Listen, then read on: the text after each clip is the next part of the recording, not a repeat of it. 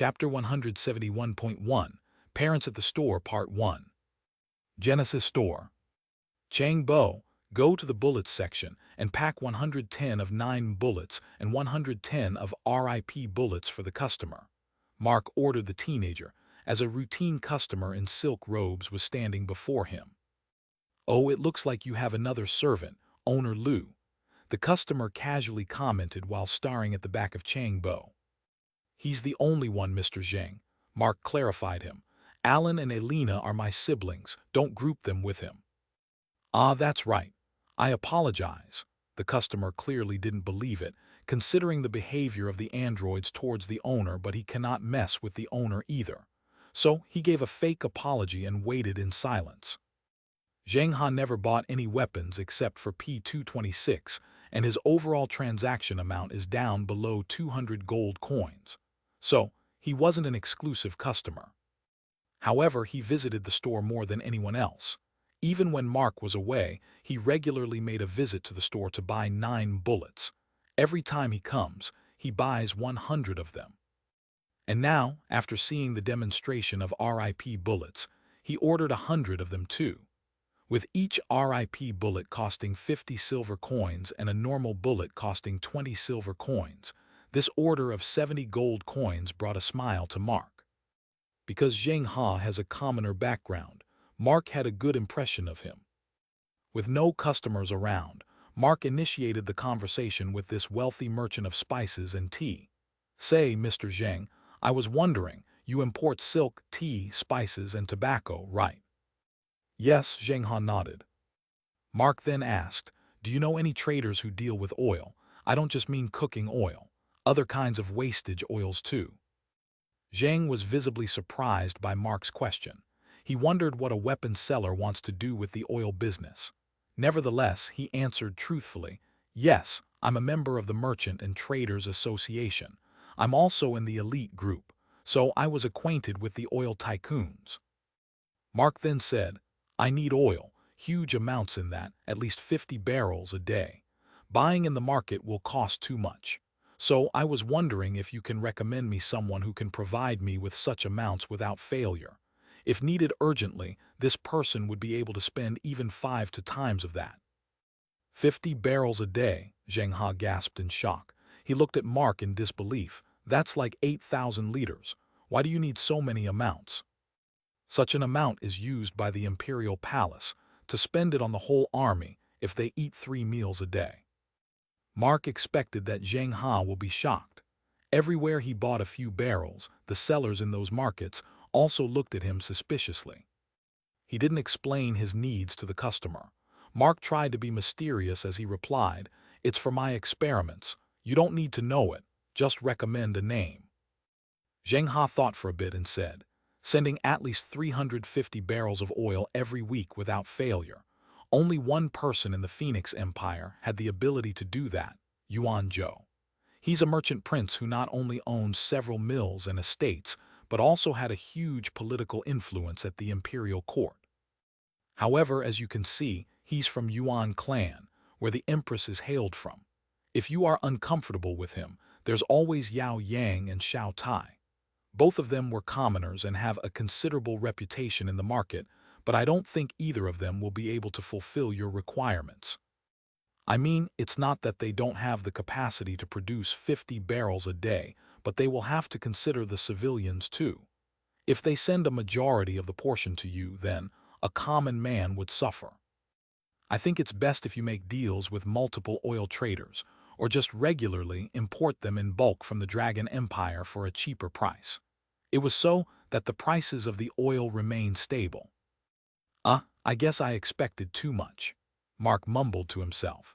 He mistakenly believed that the oil production ability of this world is also at a similar level even if there's no production of crude oil and natural gas. After all, the uses of cooking oil should be the same everywhere. Mark forgot that it is not only a world of magic, but also in the 18th century. While he was still thinking about what to do, Chang Bo returned with 2 boxes that has separate labels on them. "Lord Lu here." A sales robotic assistant was assigned to double-check the items to match with the order, so that Mark wouldn't have to do it. So he just took it from the teenager and handed it to Zheng Ha. Here are your goods. Handing over the pouch of gold, Zheng Ha then said, when you come to the decision, please send anyone with a letter to my residence. I live in the Malu district. Everyone in the district knows my place. Anyway, once I know that you are interested, I will arrange a meeting with the Scree. All of a sudden, his words were interrupted by a high audible pitch from the outside. It appeared to be very near, and even though the sun hasn't set, the space outside became darker as if it was covered by a huge shadow. Zheng Ha turned around and glanced at the entrance for a moment. What beast is that? As the store indefinitely blocks the aura from outside, Mark also didn't know which beast it is. He left the counter and walked towards the exit, peek his head outside, only to see a troop of soldiers coming towards the store. Meanwhile, there's a huge purple-colored beast floating above the store. Due to its enormous size, Mark couldn't figure out its appearance, but his sage eyes did the job. Amara. Grade King. Title None. Rank 6 Peak Stage. Species Stingray. Type Offense. Attribute Water Wind. Loyalty 66%. Owner Shangfu. Description: a six-circle beast king from the plane of water. It is currently contracted to the emperor of the Shang dynasty. Emperor? Mark's expression changed right away as soon as he read the details. He glanced at the soldiers on their way. With his sage eyes, he found that the weakest of them is at intermediate 5 circle. As for the strongest one, who is one of the 4 generals of the empire, he is at peak 6 circle. Mark fell into thoughts. Unless that Jai clan's brat is too much important to the emperor, the latter wouldn't make a move against me. Mark threw the thought away in the next moment. No, even if it is, the emperor wouldn't send his mount in person and risk its death. Bai Zun will be the one that will come here. Perhaps there's emperor standing above this beast. Was he making a personal visit? As Mark was trying to figure out the intentions of these guests, Zheng Ha hurriedly left the store, feeling ominous about the situation. The Imperial Guards eventually arrived at the store. They didn't enter, but just stood on either side with their general stepping inside the store.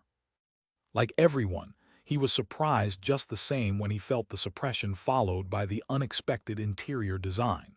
It's just like the rumors said. Meanwhile, Mark, who already returned to the counter, took his seat and said, "State your business, General Yi." "His Majesty is arriving with Queen Consort Lan. Get ready to welcome him," Yi Yin replied. Chapter 172.2, Parents at the Store Part 2. There's only one Queen Consort Lan, and he realized that his biological parents were at his doorstep. But why? Was the truth out? Mark couldn't help but remember a guy from Lan clan, inquiring about him with Alan during his absence.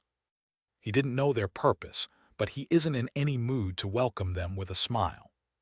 In the end, he crossed his arms to the chest and raised his eyebrows. "Queen Consort Lan, you say? What is their reason for the visit? Are they intended here as the customers, or do they want to talk to me? If it is the latter, then tell them that I'm only available after evening hours, as you didn't even bother to inform me beforehand." General Yi Yin furrowed his brows upon seeing the change in Mark's attitude. He doesn't care what he has against the imperial family, but he cannot let him talk this way.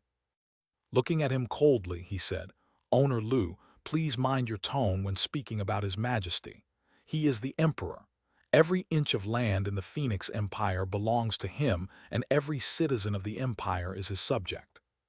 He doesn't need an invitation to go somewhere, and neither is it needed for him to wait for his subject.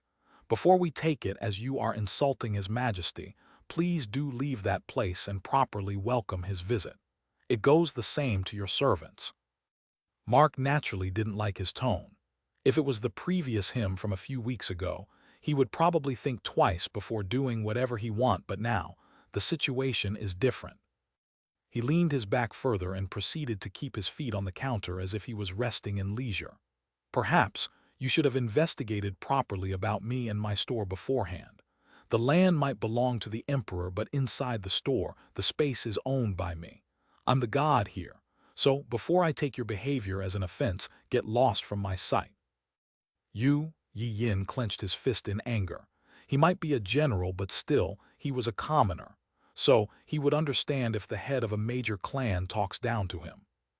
But here, this man before him, who is a commoner like him, was not only talking down at him, but even dared to disrespect the emperor.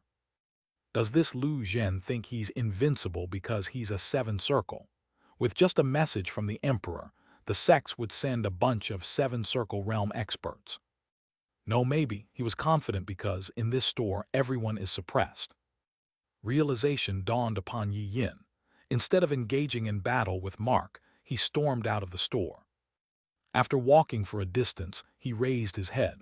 There was a house-sized carriage fixed on top of the floating stingray. Before the carriage, two people were seen standing beside each other. They were the Emperor and the Grand Secretariat, respectively. General Yi Yin made a giant leap and landed on its back. The Emperor looked at him. "Did you inform him of my arrival, General Yi?" General Yi Yin fell onto its knees. "I apologize, Your Majesty. That man is too arrogant and has no respect for His Majesty. He told that His Majesty needed to come after the evening hours if he isn't a customer." Emperor Shang was displeased upon hearing those provoking words. "Did you tell him the reason for my visit?" The general's face was frozen. Emperor Shang's frown deepened.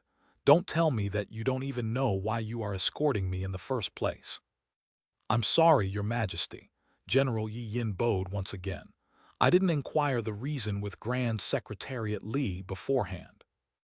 As the emperor sharply turned his head to look at the old man beside him, the latter just gave an awkward smile. "I thought it was unnecessary." The emperor let out a sigh. "It doesn't matter. I'll just buy something from the store for using his time." "Amara, get down." He then ordered the stingray to land. Thankfully, there was a huge empty space before the store, so there wasn't any need of using a specialized skill of his mount. As the giant stingray landed on the ground, Grand Secretariat Li was the first to get down. Meanwhile, the emperor knocked on the door of the carriage and informed his wife. While the stingray was very large in length, it was as thin as a couple of feet. So, it didn't cause any problem for the queen consort to land on the ground before the beast rose up in the air, once again. Escorted by the general on front and Grand Secretariat on the emperor's right side, the couple made their way into the store. Meanwhile, Mark was just calmly waiting in his seat, intending to see what they will do. He was testing the waters in order to plan his next move. Unfortunately, he forgot that the emperor isn't a prideful person. He wouldn't get angry over every little thing. And here, he's the one that came on a purpose to fulfill his wish. Getting angry over such rejection will not only make him petty, but he also wouldn't be able to get a glimpse of a beast emperor. Mark saw the four of them enter the store. His eyes fell on his parents. The emperor was a familiar face. He had seen him at the public trial, but the woman is unfamiliar. Her face was covered by a veil. So, he couldn't see her appearance, but since he had already heard of her identity from the general, Mark activated the sage eyes to confirm for sure. As Chang Bo and Elena stood on the side, Alan greeted them, treating them just the same as every customer. "Welcome to Genesis. May I know what you are looking for?" The Grand Secretariat and Queen Consort were taken aback by his soulless greeting.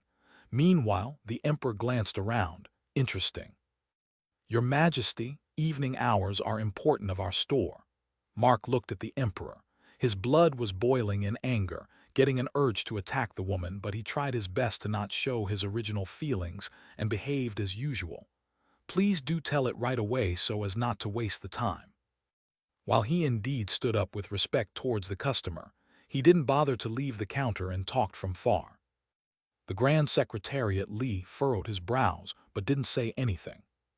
The Emperor didn't appear to be caring about it very much. He stated his reason.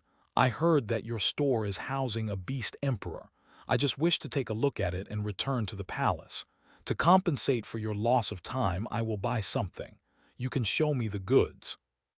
At first, Mark wanted to kick them out of the store, but the moment Emperor said that he will buy a weapon, Mark can no longer do that, for his biological father is now a customer. "Changbo, Alan, both of you take His Majesty and his companions show around." He ordered the two of them. The emperor walked forward. He was followed by the general and grand secretariat, but his wife just stood on the same spot and is staring at Mark in a daze. "Shang Zhen," she mumbled to herself with tears welling up in her eyes. "Dear," the emperor called her. Chapter 173.3, Parents at the Store Part 3. Owner Lu's appearance has a striking resemblance to my father's. I was taken aback, Your Majesty. Lan Jingyi quickly gave a logical excuse before she was questioned by the emperor regarding her action of wiping the tears that were about to leave her eyes. "I know, I was also shocked when I saw him for the first time," replied the emperor as he nodded. While the emperor didn't think much of it the same, the others were surprised. On the other hand, Mark's heart skipped a beat. The emperor then looked at Mark. "Did you ever hear of the name Lan Jingson?" Mark shook his head despite knowing it. "No. He is the leader of Lan sect, which was destroyed long ago due to the beat tide, but that's another story." The emperor explained to him. "If he's alive, he'll be about your grandfather's age, but just don't mind me asking this question. I'm a bit curious. You don't happen to be unaware of the names of your grandfathers, right?" Mark hurriedly answered. "My paternal grandfather is named Lu Chang, and my maternal grandfather is named Yiju. More than 5 years ago, they were killed along with my parents by a burglar." "Is that so? I'm sorry for your loss." The emperor spoke softly before turning away to walk towards the weapons section. It was then the queen consort opened her mouth, actively initiating a conversation with Mark while momentarily forgetting about her position. "There was something that I want to ask you. I heard that you are from the village of Haodeng. Your mother, was she perhaps Yizexi?" The emperor turned around once again, staring at his wife. How does his wife know about Lu Zhen's mother's name? Does Lan Jingson really have an illegitimate child? If that's the case, then Lu Zhen will become a relative to the queen consort, thereby to the emperor too. "Dear, do you know his mother?" he asked before Mark answered her question. Upon hearing his words, Mark quickly said, "I apologize, Your Majesty and Queen Consort Lan. I'm not interested to share information about my personal life with people whom I have just met. You are here as customers. I'm here as a weapons seller. We'll keep the relationship just that way." Lan Jingyi didn't get what she wanted, but she at least confirmed 80–90% that Lu Zhen is her son. She decided to stop by later, just like when she visited the store in secret a few days ago. For now, she could only shut her mouth and follow her husband. Once they left the reception area to go and look at the weapons, Mark let out a sigh of relief. "I thought I was caught. But then again, it's the first time I'm hearing that I look like my late grandfather. Maybe this is the reason why that man from Lan Clan visited the store to inquire about me. Anyway, let's forget about that and focus on the emperor. He is rich enough to buy any weapon from my store. Since he will probably be adamant on seeing Tishanan, let's sell that weapon to him." Mark waited until they returned with Chang Bo coming with a list. He took them and read the list of items. It contained 1 item of every weapon available in the store for the normal public. Single-shot pistol X1, revolver X1, P365 X1, P226 X1, fragmentation grenade X1, concussion grenade X1, anti-tank grenade X1, stun grenade X1, sting grenade X1, smoke grenade X1, tear gas grenade X1, Molotov cocktail X1, contender X1, 9 bullets X1000, RIP bullets X1000. Mark asked in surprise, "Your Majesty, do you wish to buy everything on the list?" "Well, of course." The emperor firmly nodded his head and explained, "Second Prince is interested to make a new division for firearms, and I also promised to make them official once the results were clear. Still, I need to experience them myself to see how they work." In reality, this is what the Grand Secretariat advised him to do. The emperor trusted his judgment and followed it. Mark glanced at the list once again. He calculated the amount in just a few seconds: 815 gold coins, I think it is the perfect time to milk more money from him." Mark then looked back at the Emperor and put up his standard fake smile, treating him completely as a customer. "If His Majesty is willing to try every weapon, our store has other models too. It's because they were too advanced and expensive for the normal public while my store is fairly new, I had to keep them secret. If His Majesty is interested, I can show them now." "Are there others? Go on." The Emperor gave him permission to display them. If not for his desire to look at the Beast Emperor, he wouldn't have bothered to waste so much time. Mark took out 3 weapons, one after another. "This is a falling block rifle, this one is an M99 rifle, and this one is a rocket launcher." Mark explained their features in detail. Chang Bo, General Yi Yin, and Grand Secretariat stared at them in a daze, especially at the last 2 heavy weapons. A weapon that can assassinate a person from more than 2 kilometers away, and a weapon can launch a powerful attack to decimate a group of 5 circle experts. What kind of concept is that? In an instant, the Emperor felt the potential of these firearms. He realized why his son was trying very hard for this division. Flying puppets will provide trump cards for the Empire, but these weapons will increase the power of the military of any empire that possesses them. They don't even need spirit warriors to operate them. This is firearms' biggest advantage. "Okay, I'll buy one each. And those, what are they called again?" "Yeah, ammunition. I need 100 of respective ammunition from these rifles and about another 50 of these warheads." The Emperor lavishly spent a great amount of money even without seeing the demo. However, Mark wasn't done yet. He made his father spend more money as he announced, "There's one last weapon. It's the most sophisticated of all. We have only one of them in the store at present." Thud. Mark took out his famed quadra-barreled Chimera SMG, shotgun, grenade launchers, machine gun from his inventory and placed it before the Emperor. With its unique shape, it quickly attracted the attention of everyone in the room. Mark felt proud when he witnessed curiosity in everyone's eyes. "This is Chimera SGM. As you can see, this contained 4 barrels. You can shoot people from hundreds of meters away. You can also shoot explosives to blow the enemies. With 2 grenades launching at the same time, the blast radius will also be greater. And if the enemies are weaker, you can also click this trigger to shoot shotgun pellets. This is priced at 1,600 gold coins. Believe me, you won't be disappointed with this beast." "Is that so?" The Emperor was a little skeptical about its price, but seeing that Lu Zhen is over-enthusiastic about the weapon, he decided to spend it. In his view, a couple of 1,000 gold coins will neither make him poor nor will make a person like Lu Zhen a rich fellow.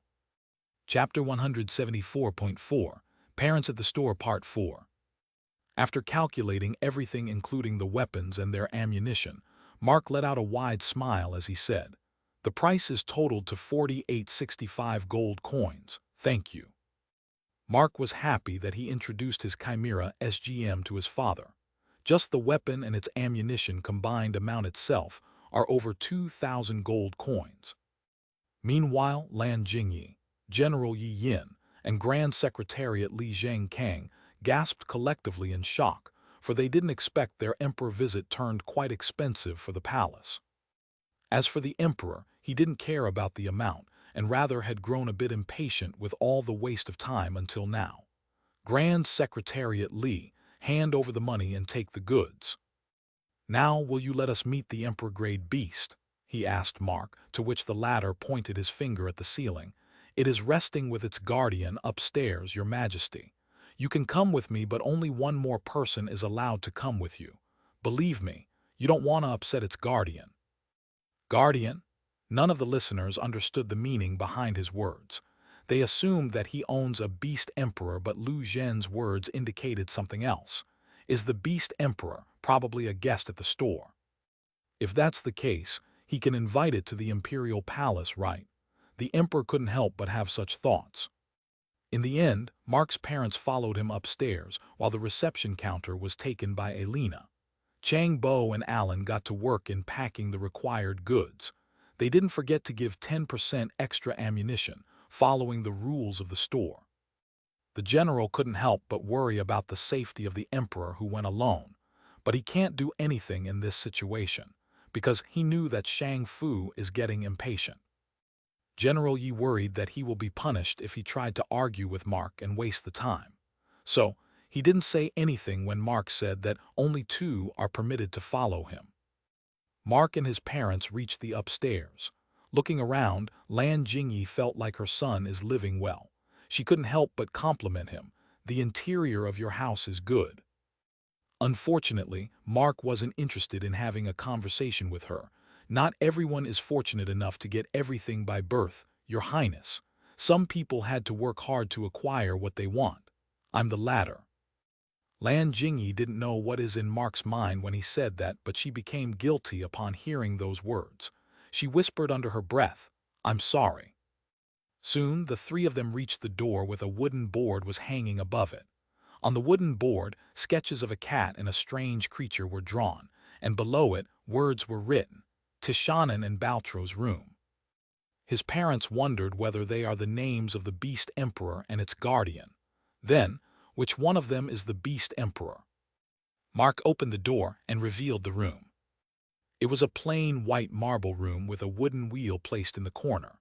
While a golden furred kitten is passing the time by having fun at the exercise wheel, a manticore was lying in another corner, sleeping soundly. Meow. The kitten left the wheel as soon as it saw Mark. It rushed towards him, who hugged in his arms with a smile on his face. As someone who raised a cat in his previous life for almost a decade, he was very well comfortable with this replacement of his Tishanan, although a different breed. He caressed its fur and rubbed its chin, and then introduced it to his father. Your Majesty, this is the A. Emperor Shang was just standing at the entrance of the room like a statue, his face frozen in shock. The same goes for Queen Consort too. Both of them are staring at the sleeping manticore. Mark couldn't see his mother's expression because of the veil, but he could see the sweat on his father's forehead. Your Majesty, he called out loud after calling a couple of times, waking up the Beast King from its sleep and bringing his parents to reality. Yawn. Letting out a yawn, Baltro looked at the strangers first and then at his owner. Lu Zhen, who are these 2? Your friends? No, it's the emperor of these lands, Shang Fu, and his queen consort, Lan Jingyi. Mark replied casually before formally introducing his summons to his father. Your Majesty, this is Tishanan, the beast emperor you have wanted to meet, and this is Baltro, its guardian. Meow. Tishanan raised its tiny paw as a way of saying hello. On the other hand, the manticore slowly stood on its legs with its wings still closed, and commented, No wonder I sense the aura of that fiery divine beast. A pleasure to meet you, Emperor Shang. It then shifted its eyes towards Lan Jingyi, and a trace of surprise appeared on its face. An ice user. You have the same attribute as Lu Zhen. It's really rare to meet ice users, but then again, it's more of a surprise to see partners who had opposite attributes. Humans are indeed mysterious creatures. Ice? Emperor Shang turned his head to look at Mark, who was stunned for a second before he quickly changed the topic. Your Majesty, I need to get back to the store. So, if you intend to spend a couple of minutes with Tishanan here. Mark stretched his arms. Tishanan tilted its head and looked at the middle-aged woman who looked at least 15 years younger than her age. Somehow, it felt a sense of familiarity with her, as if there's an aura of its master on this woman. Shang Fu quickly forgot what Baltro had said as soon as he saw the golden-furred cat with a blue gem on its forehead. However, he was hesitant to take it into his hands. Before he touched the kitten, Shang Fu glanced at the manticore as if he was waiting for its permission. As if the Beast King sensed his thoughts, it said, Both Tishanan and I serve Lu Zhen. If you aren't a foe to Lu Zhen, then don't need to be afraid of us. Thank you. Shang Fu thanked the manticore as well as Mark before trying to pet it. Unfortunately for him, the kitten didn't even stay 5 seconds in his arms, maybe due to his phoenix bloodline or other reason. Tishanan quickly jumped onto Lan Jingyi, who caught it in reflex. Meow. Tishanan somehow looked happier as it settled down in her arms, surprising everyone. For a few seconds, Lan Jingyi didn't know what to do. But then, as Shang Fu jokingly commented how he was envious of her, she thought of petting it. But it was at that moment Mark commanded in a bit of loud voice, failing to suppress his tone, "Return." The cat disappeared from her arms and returned to the familiar's inventory, costing him 100 gold coins of rent. After sending it away, Mark stared at the couple. "Pardon my rudeness, but it is tired from all the playing earlier. Some other day I will bring it to the palace for His Majesty to pet it, but for now it needs rest." All right, Shang Fu was happier with this arrangement. He vowed in his head that he would properly spend time with the kitten next time. A few minutes later. "Thank you for the purchase, Your Majesty. Please do visit again," Mark bowed as the customers left the store. Once they were out of his sight, Mark mumbled, "Open quests." Chapter 175, Statue of Velkazar. Mark proceeded to click on all the completed quests. Ding, you unlocked all models of bolt-action rifle. Ding, you unlocked all models of lever-action rifle. Ding, you unlocked all models of semi-automatic rifle. Ding, upgrade crystal has been sent to the inventory. Ding, statue of Velkazar has been sent to the inventory. Main QSTS. Main quest I, sell a total of 10,000 firearms. Reward, submachine gun all models. Main quest II, become rank 6. Reward, host share increases to 70% permanently and 16,000 credits. Main quest III, create 10 types of weapons at the factory. In progress 010. Reward, a random ether version of the host's designed weapon. Side QSTS. Side quest I, earn a total of 100,000 gold coins from selling the weapons created by the system, excluding the bullets and ammunition. In progress 14.3%. Reward, ether pistol. Side quest II, sell exclusive weapons to 10 different people, 810. Reward C4. Side quest III, spend a total of 500,000 credits. Reward, amulet of Diu. Side quest IV, tame 10 monsters 410. Reward, tamming skill. Okay, another mysterious reward, Mark mumbled as he stared at the last side quest. As usual, he inquired about the matter with the system. Ding, amulet of Diu is an artifact that belongs to the King of Hell, which can summon a demon from hell for the host to form a contract. Okay, that's a cool one. Mark was satisfied with the reward he will soon acquire, but for now, he need to pay attention to the current ones that he had already acquired. Mark opened the inventory and searched for the statue. He found a slot with an image of a dragon that is changing its colors every second. Mark clicked on it. Ding, do you like to place the statue of Velkazar inside the store or integrate it with the system? Integrate, explain it clearly, Mark said to the system. Ding, the first option will let the host pray for the divine dragon Velkazar every week and has a 50% chance to receive a random reward. The host's luck only affects the rewards but not the percentage. Ding, upon choosing the second option, the system will absorb the power within the statue of Velkazar and let the host obtain an item by 100%. However, the cooldown will be increased to 14 days. Well, if I go away like the last time, I would probably need to take the statue with me, every time. After analyzing the pros and cons, Mark decided to pick the second option. The statue disappeared from the inventory and he was asked to wait for 20 minutes.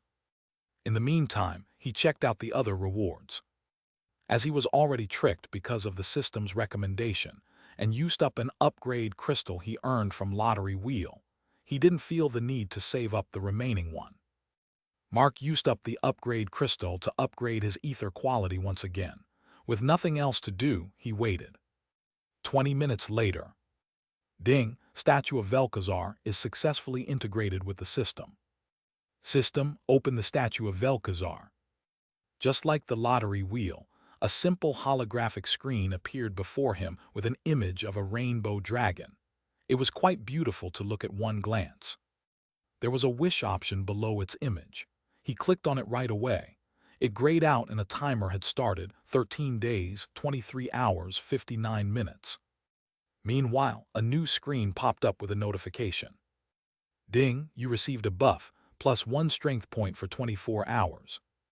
Oh, the statue can even provide buffs. It's even better than giving items, but it's a pity. Sigh. Mark was happy that he received something good for free, but physical strength is of no use to him at present.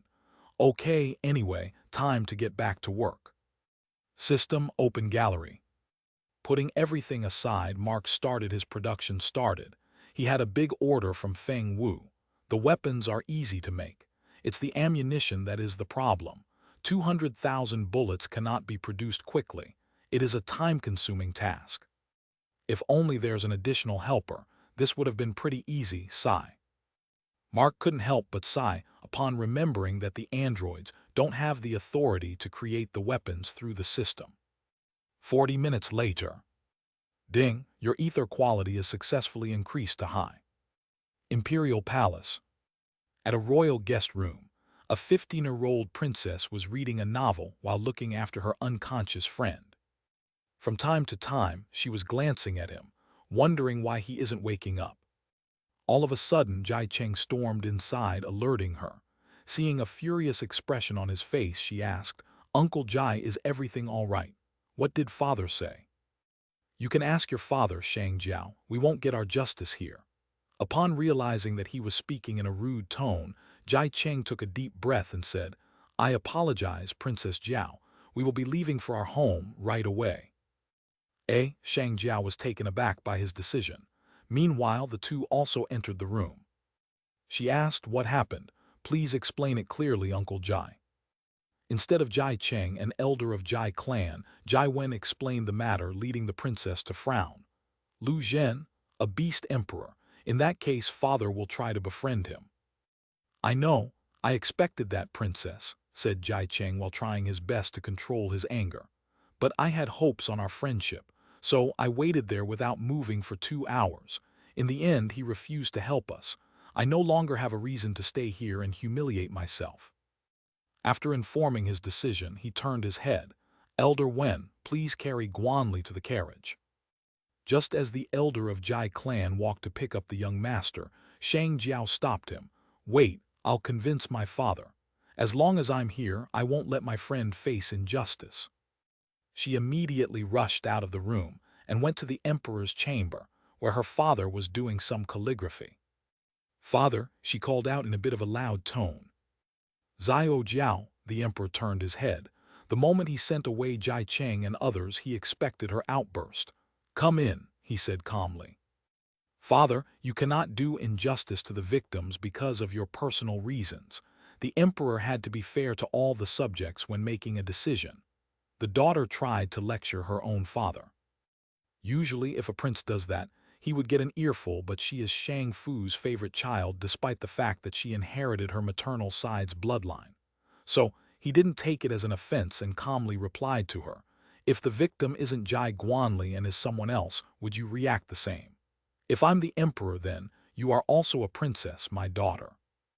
Shang Jiao was stumped for a moment before she said, "But Uncle Jai is also your friend for decades. How can you turn your back on him because of a stranger like Lu Zhen?" "I heard that Kunyu bandits will procure weapons from Lu Zhen. It means they will be used against us in the end. His loyalty to the throne is questionable. How can you side with him because of a beast emperor, and that too, some one-circle kitten? On the other hand, Uncle Jai isn't just your friend, but he is also your vassal for Western Yan. If you can't side with him, can't you at least be neutral?" "You don't understand. It isn't that simple." Shang Fu shook his head with a sigh. "Today, I have realized that it's best to not offend him." "Come on, father. It's not like he's some supreme being, ninth circle." Shang Jiao snorted in response. "The sects in our empire even have legendary realm spirit warriors. If you send a request to the sect leaders, Lu Zhen and his store will disappear in a blink of an eye." The emperor stared at her in silence. He appeared to be in deep thoughts. In the end, he replied, "Fine, let's do this way. Pass a message to Jai Cheng that I'm going to invite Lu Zhen to the lunch tomorrow. If the issue can't be solved, I'll do as you say and drag Lu Zhen to the trial." "Really?" The fifth princess' eyes lit up right away as she got a chance for the Jai clan. "Thank you, father. I knew that you will not disappoint me." She scurried off from the room right away. Shang Fu shook his head with a smile. "Silly child. I can already see the Jai clan backing off tomorrow." Chapter 176.1 Lunch Meet at the Imperial Palace, Part 1. Around 8 o'clock in the evening, Genesis store. "Ding, you successfully created a 9-bullet. Net, net, net. Ding, you successfully created a 9-bullet. With no customers in the store, Mark was preoccupied with creating bullets for Feng Wu's order. A familiar eunuch entered the store with a scroll in his hand. Every time he arrives, it will turn out to be an important matter. So, Mark stopped his work and responded to his greetings with a question. "So, what order you have brought from the Emperor this time?" he asked. Chief Eunuch handed the scroll to him. "Owner Lu, this is from His Majesty." Mark opened it and read everything. His facial expression changed from curious to that of a frown. "A lunch meeting with Jai clan to resolve our differences. Is the Emperor trying to become a mediator? But I don't have any personal enmity with them, though. It's the Emperor that I need to take revenge on. And I could understand if he is inviting Tishanan too, but why Baltro? Didn't he already guess its realm? If anything, he should keep it as far as possible. Well, let's go and see what they are cooking up." After making his decision, Mark raised his to look at the eunuch who was waiting for his reply. "Return and tell the Emperor that I will come, but not alone.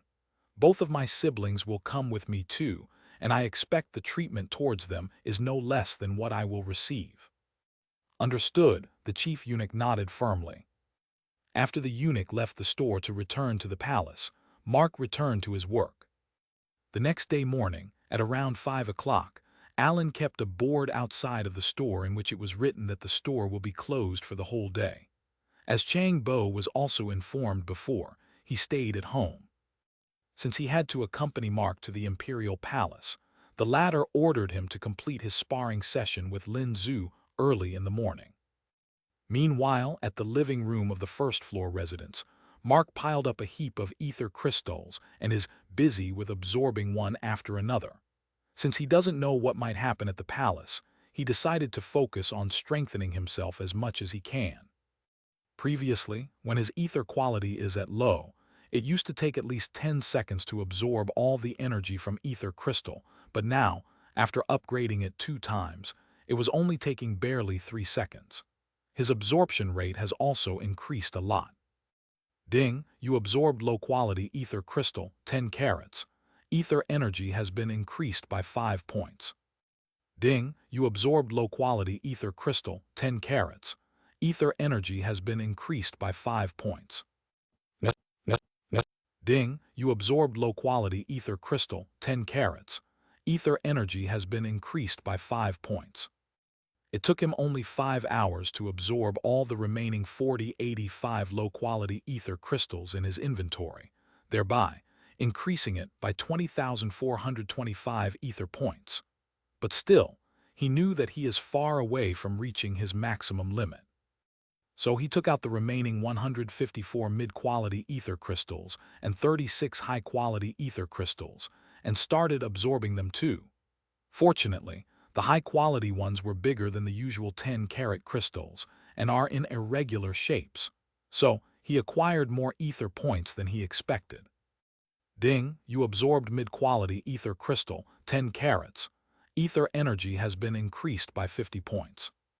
"Ding, you absorbed mid-quality ether crystal, 10 carats. Ether energy has been increased by 50 points. Net, net, net. "Ding, you absorbed mid-quality ether crystal, 10 carats. Ether energy has been increased by 50 points. "Ding, you absorbed high-quality ether crystal, 17 carats. Ether energy has been increased by 850 points. "Ding, you absorbed high-quality ether crystal, 26 carats. Ether energy has been increased by 1,300 points. Net, net, net. "Ding, you absorbed high-quality ether crystal, 22 carats. Ether energy has been increased by 1,100 points. By the end of consuming all the ether crystals, Mark's overall ether points were totaled to 66,435. Okay, good, Mark nodded to himself. Now that everything is set, it's time to shower. Oh, I guess there's still time. Seeing that it was only 11 o'clock, Mark went back to sleep for a whole hour and then started to get ready. By 12:30 p.m., about 90 minutes before the appointed time of the lunch meeting, Mark got downstairs. There Elena was ready with a double-horse carriage, large-sized, which she rented while her master was busy with increasing his ether energy. Baltro, after you. Mark was carrying the sleeping kitten in his arms as he stepped outside of the store after the rank 8 Beast King. Because of its less loyalty, he could only speak politely towards the manticore until it gets more than 50.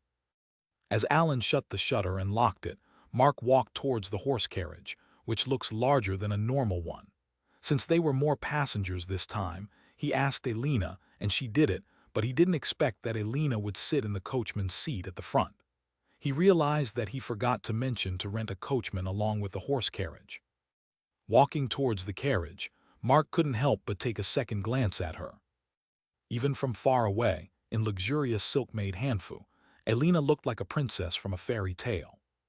Staring at her, Mark mumbled, "I should have bought a matching veil with this dress back then. I made a mistake. Now I wonder which foolish guy will offend me. If it is the emperor or a prince, then it will give me a strong reason to declare war on Western Yarn and later, at Phoenix Empire." Soon, Alan replaced her upon Mark's order, for the latter doesn't want the passers-by to think badly of him, letting her drive. Of course, in normal cases, it wouldn't be an issue, but currently, he appeared to have some reputation to hold.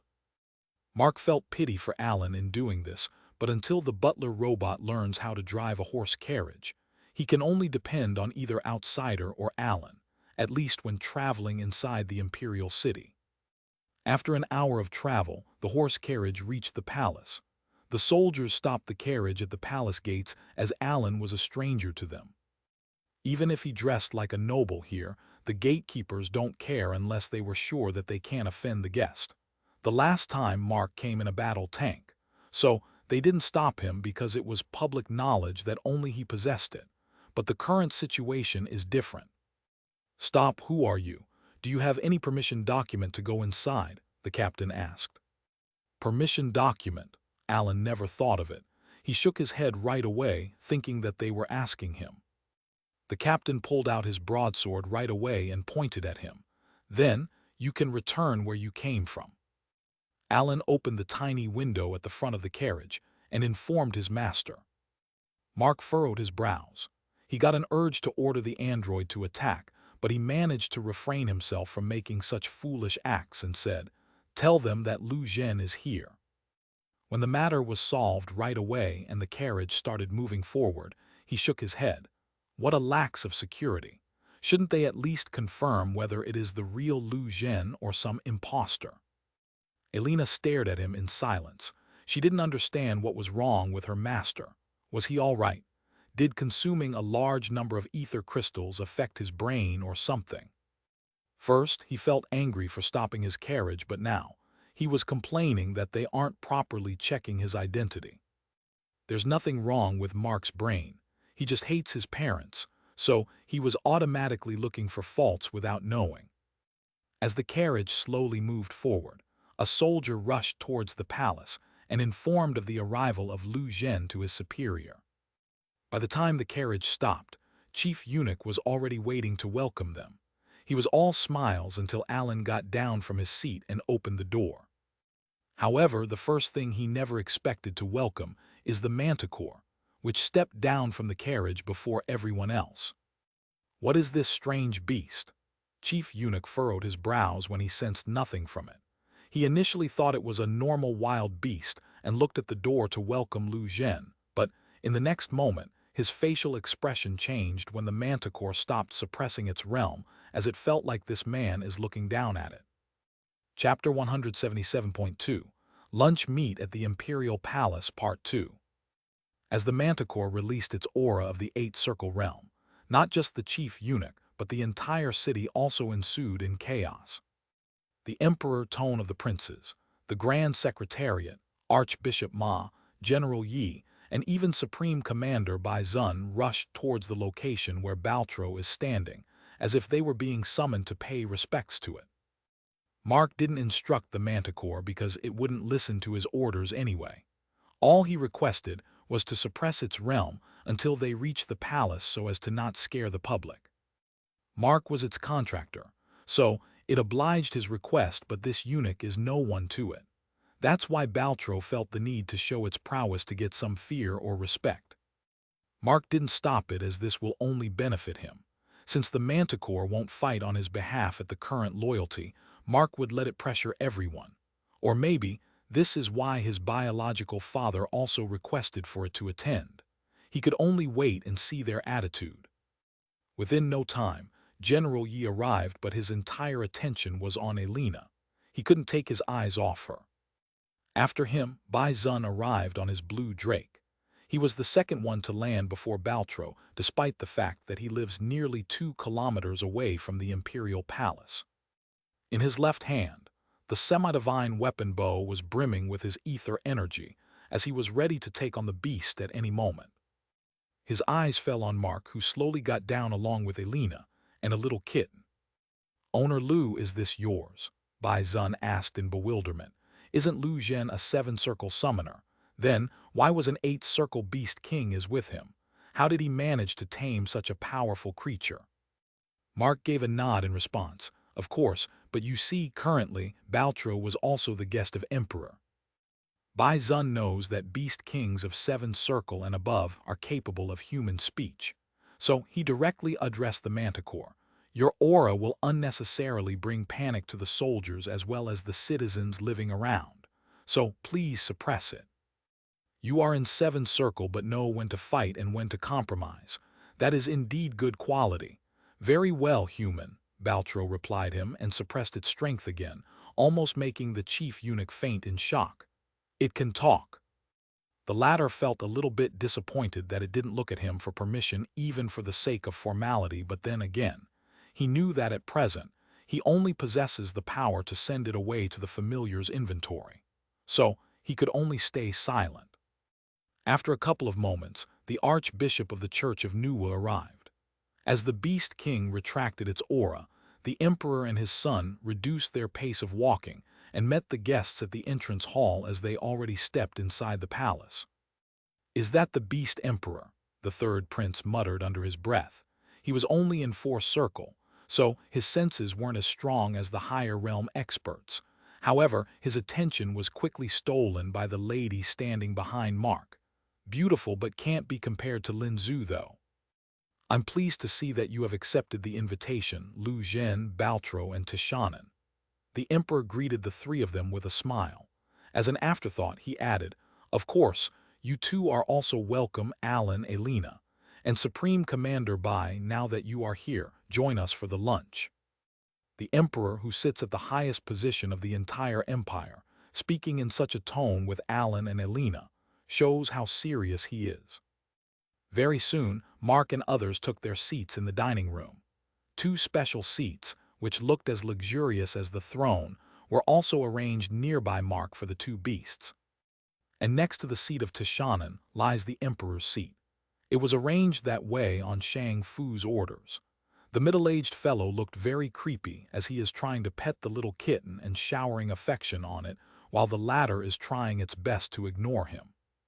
In the end, as if it had enough, the kitten swallowed the milk at once and left its seat, and returned to Mark, taking a seat on his lap, and proceeds to take a nap. The Emperor appeared to be visibly sad.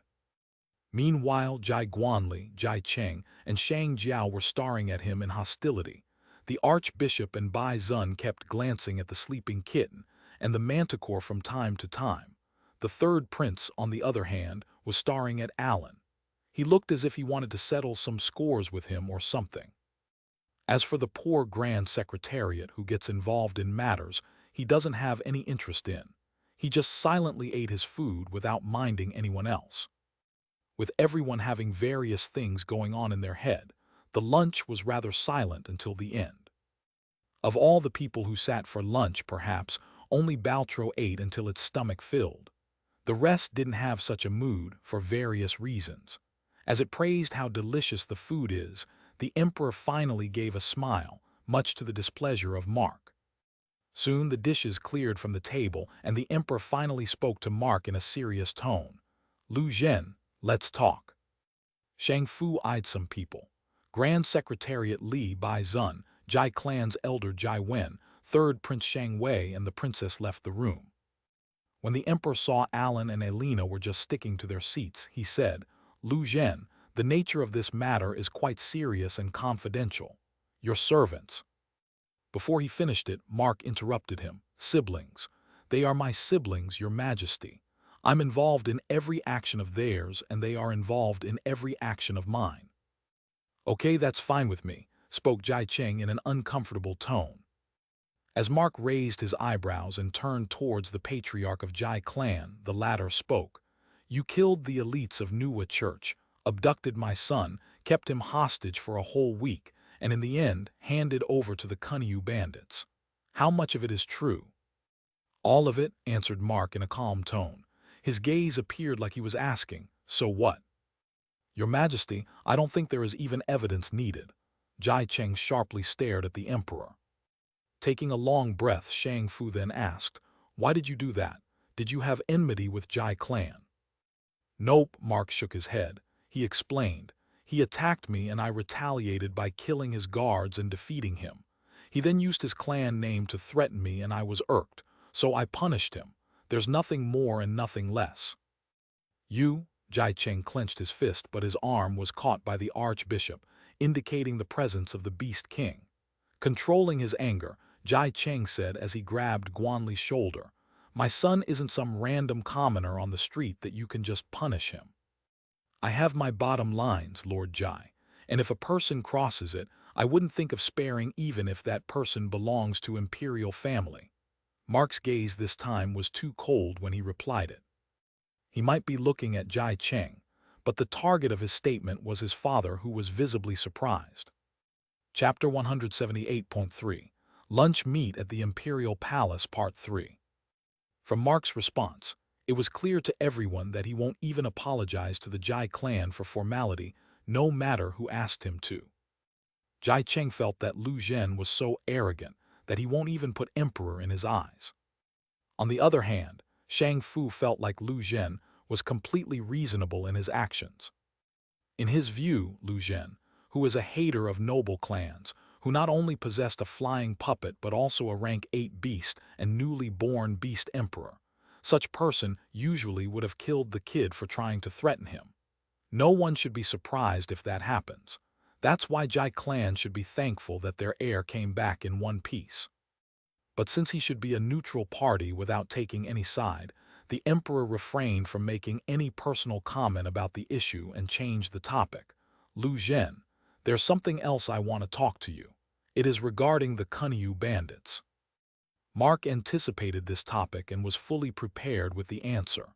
Before the emperor asked him the exact question, Mark explained, "Your Majesty, I informed these three before and I will tell you the same. I and those bandits have no personal relations. I thought they will be interested in this kid, so I left the fate of this kid in their hands. In the end, I guess that left a good impression on them to order a huge number of weapons in advance. There's nothing more and nothing less, Your Majesty." "And it is those weapons that are the issue here, Owner Lu," said the archbishop with a serious expression. As Mark glanced at him, the latter continued, "Kunyu bandits are the enemies of the empire. Helping them is the same as going against the imperial palace, and if they use your weapons against the people of Western Yan, you will be responsible for every death caused by your weapon." "I'm not a blacksmith, mister." Mark's gaze turned cold. He isn't against these scheming types, but he doesn't like to be on the receiving end. Looking at the archbishop, he further snarled, "I'm a weapon seller. My job is to take the money and sell the weapons, irrespective of their identities. Everyone who enters our store is a customer. Whether the person is a noble or commoner, a man or a woman, a human or a beast, a friend or a foe, all are equal in our eyes. None will be discriminated against in my store. So leave your nonsense elsewhere." And if I say the same thing, If I order as the emperor to not sell the weapons to Kunyu bandits, then will you stick to the same principle? The emperor gave a surprise to Jai Cheng with a sharp question. They didn't expect the emperor to suddenly change the side. Jai Cheng thought that Shang Fu was probably annoyed by Lu Zhen's behavior. However, the truth is that Shang Fu was only trying to probe into Lu Zhen's thoughts to see whether he was truly indifferent to politics or not. It was so that he may decide his way of dealing with this firearms seller. Shang Fu's words didn't cause any impact on Mark, even on the outside, as the latter already hid his hatred deeply in the heart. Turning his head to look at his father, Mark replied, "For several millennia, there was a rule that has never been changed until now. It is that a king or an emperor who rules a certain land has absolute authority over any individual living there. Any subject who wishes to reject an emperor's order only has two options if they don't want to rot in jail. One is to sacrifice their homeland and leave the empire, and the other is to turn into a rebel. Now, whether I need to leave the imperial city and set up my store at the northern empires, or whether I use the force the emperor to take back his decision, it will depend on the actions of imperial palace. If no hostility, then I'll go away in peace, and if shown hostility in any form, then..." Mark didn't finish the sentence, but the emperor understood his thoughts, but he wasn't mad at it. He calmly nodded. "All right, you are clear on your stand. Then listen to my words carefully. I don't beat around the bush. Whatever I have in my mind, I'll say directly to your face." Jai Cheng and Jai Guanli looked hopefully at the emperor. They finally felt like they did well on listening to the princess and waiting. But in the next second, their facial expressions changed as the emperor gave a twist. Looking straight at Mark with a serious expression, Shang Fu then said, "Stall it for at least 6-8 weeks. Speak your price." While the teenager and the archbishop looked a bit okay, Jai Cheng looked very devastated as his little hope that he was holding onto has dashed away. He finally realized that his friend had abandoned him because of a stranger and his powerful summons. However, the emperor isn't even paying attention to Jai Cheng. His focus is completely on the weapon seller. This is his last try. If the latter still displays stubbornness, he would have no choice but to declare war on Kunyu bandits right away and mobilize his troops. If this was before his visit to the store, the emperor wouldn't care about the weapons because Genesis Store is only known to provide guns and bullets, which can harm civilians in one circle and 2 circle spirit warriors. But now, upon personally testing the weapons he bought during the previous evening, Shang Fu cannot afford to let those explosives and chimera SMG fall into the hands of enemies. This is why he asked for some time, so that he can send elite scouts to find those rats and eliminate them before they declare war. Upon hearing his father's request, Mark couldn't help but laugh inwardly as he understood his thoughts in an instant. This man probably didn't know about the order that Feng Wu placed in advance. Only panzers are worth something, but even those aren't a match for 5 circle or higher realm spirit warriors. I guess he might be thinking about other weapons. Unfortunately, Feng Wu doesn't have any idea about those. I need to make use of this opportunity to turn it into my favor. Think, Mark, think. The emperor was waiting patiently for Mark's answer, while ignoring everything else.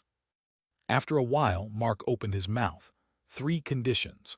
1. The imperial palace will officially declare firearms as a weapon of the masses, just like the traditional weapons. 2. The Ministry of Revenue will not try to obstruct the second prince over the purchases of firearms from my store.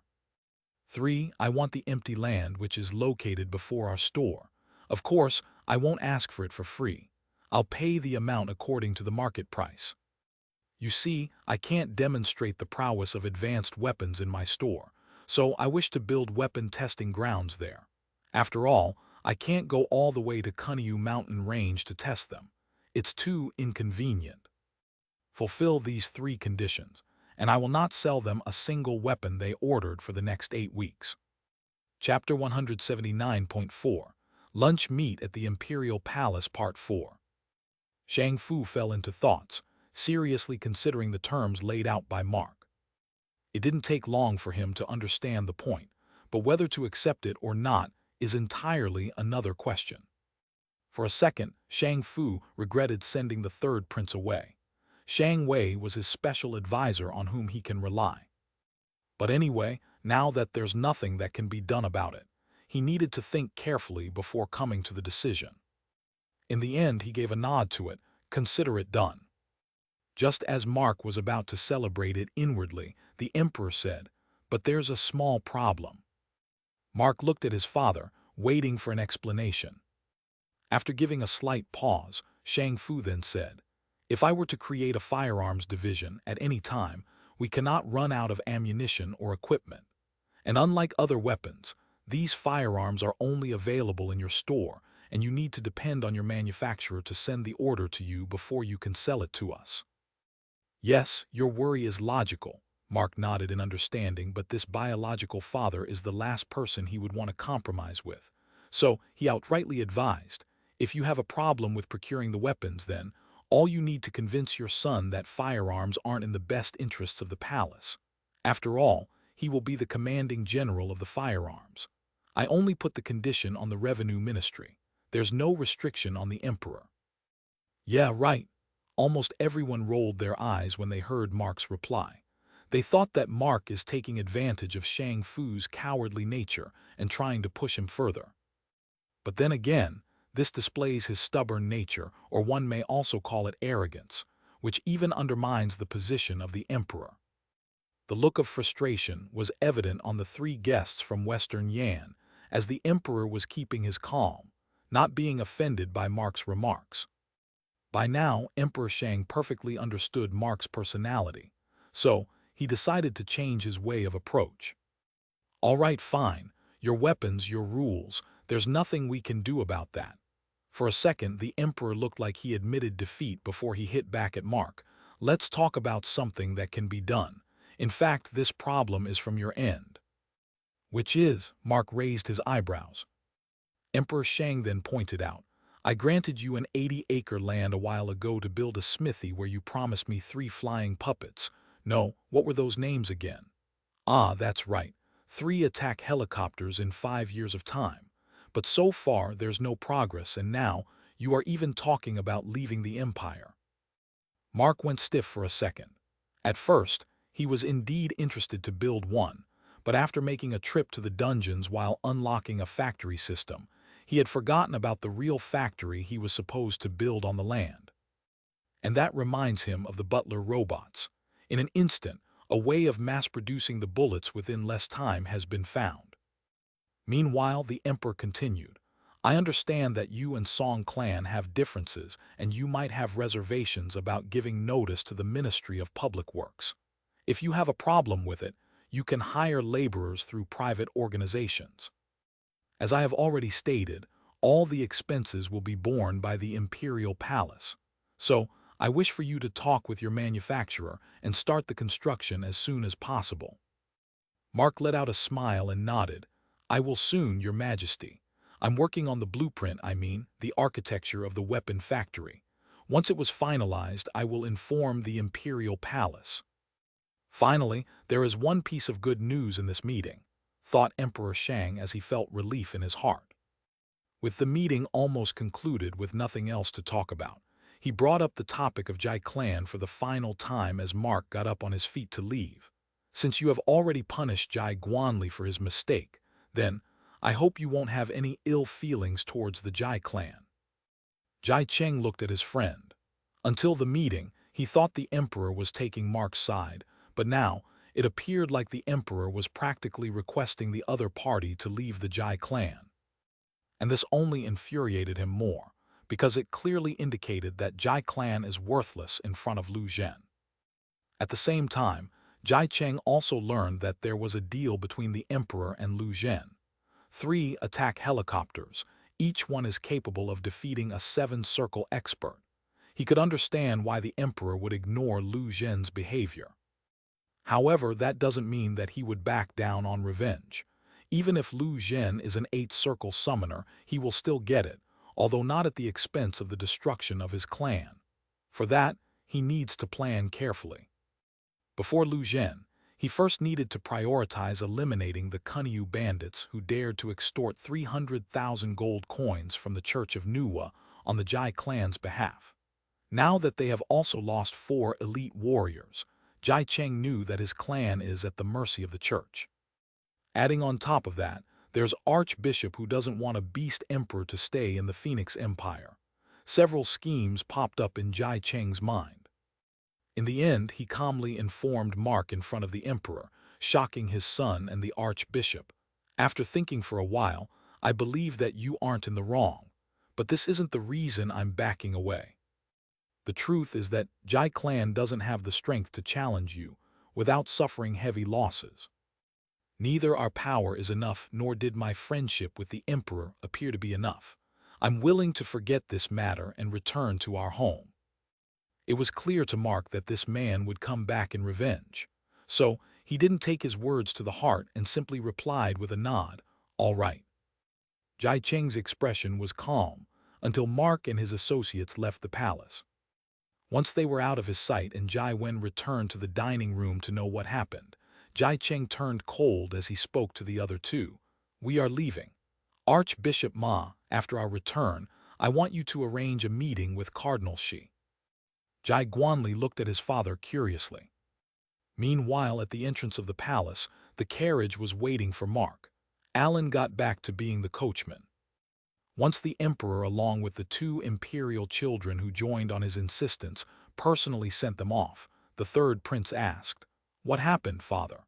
The matter of Jai clan was resolved and you get him to start the smithy, but it looked like you aren't happy with this meeting. Is it because of his conditions?" Shang Fu let out a sigh. "It's tough to handle people like him who have nothing to lose but everything to gain. Your second brother would at least listen to me because of our kinship, but this guy has neither kith nor kin." He then turned his head towards the 15-year-old girl and said, "By the way, Xiao Jiao, for a while, don't involve with Jai clan. If it is necessary, I will drag Guanli to the imperial city. No matter what, I don't want you to be caught up in the mess that was about to unfold." Shang Jiao was taken aback. "What mess? I thought that Uncle Jai compromised." Chapter 180, Handing Over the Brooch. A couple of hours later. Zheng Residence, Malu District, Imperial City. Zheng Ha and Mark were sitting before each other. The former had a list in his hand. He was taking a closer look at the items. Alan was also sitting beside Mark like a statue. Usually, Elena would have followed him for security reasons, but today, as Alan had to handle the horse carriage as the coachman, he tagged along with him while the other 3 were dropped at home. After looking at the items for a couple of times, merchant of spices and tea, Zheng Ha looked back at Mark. "So let me recite everything. Along with 300 barrels of oil every week, there's a one-time purchase of 100 kilograms of brimstone sulfur in powdered form, 150 kilograms of charcoal powder, 1 ton of saltpeter potassium nitrate, 100 kg of plumbum lead, 100 kg of stannum tin, 100 kg of brass, 100 kg of Herculean steel, 100 kg of Damascus tungsten, 1 ton of copper, and 100 high ether crystals of 10-carat size each." Zheng Ha looked at Mark in confirmation. Mark nodded with a smile. "Yes, that's all." Zheng Ha looked back at the list and fell into thoughts.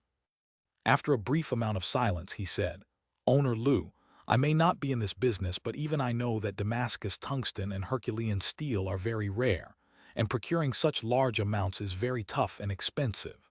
Not to mention, the merchants who possess them might not sell to you as they have deals with either the dwarves or the big 3 weapon stores. You might have to go to the Beast Empire to acquire them at a cheap price. So I advise you to find them in auctions.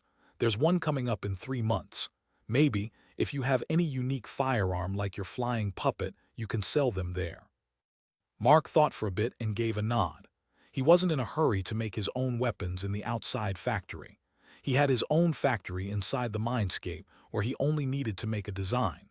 Then, the assistant robot will create the parts and assemble them, and the system will procure the weapon and mass produce it. He then asked, "So the others can be procured with ease?" Zheng Ha replied, "There's something else I want to suggest. It's regarding the ether crystals. I recommend you acquire the ores instead of polished ones. Why? Mark furrowed his brows. Be clear. Zheng He then explained.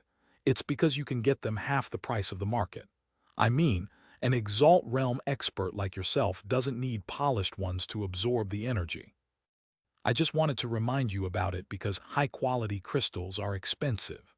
Unlike the low and mid-grade crystals, the polished high-grade ones will not be at their base 1,000 gold coins price. Their price might increase, depending on the availability. Of course, this is just my suggestion. If you want polished ones, I will arrange them too, but it will take time to procure 100 of them. Unlike the rest of the spirit warriors, Mark gets a steady amount of ether points upon absorbing the energy from the crystal, so he doesn't have to worry about their size or shape. No matter how rich ore is, the system can completely drain it.